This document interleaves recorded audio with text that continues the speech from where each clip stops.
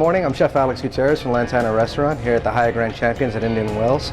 Today we're going to be making a carne asada, something that every SoCal resident has had, but we're going to do our own little twist on it. First up, we're going to start with our risotto, get that going. It's going to take about the same time as the steak, so we want to make sure that we balance our time correctly. For the risotto, you want about a medium-high heat. The steak, you want a pretty high heat to get a nice sear on there. So for the risotto, we're going to start off just with some butter. Let that melt. A little touch of oil to up the burning point. For the steak, we're gonna just season it just with a little bit of oil, salt, and pepper. We'll put a little bit of oil in the pan just to get it going. And when it starts smoking, we're gonna start cooking.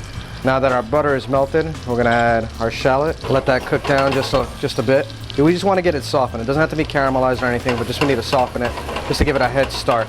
Now that our pan is starting to smoke, we're going to add our steak. We'll let that go for a minute or so before we add the butter to it. So now we're going to add our garlic to our shallots. It's only going to take a minute. We'll add our paprika. This is the smoked paprika. Going to have a nice smokiness to the risotto.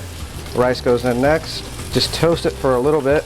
This is going to help the absorbency of the risotto and give it a little bit extra ricey flavor. And we're going to do a little bit of wine. This will be glaze the pan with. Check on our steak. We're going to add our thyme, our butter. Don't worry if there's a little fire. We want a little bit of fire. And now we're going to add our V8 stock to the risotto. It's just V8 juice and water. We'll start off with enough liquid to cover the rice, and then we'll gradually add more as we need it. You want to stir often, not constantly, but often. All right, we'll check our steak.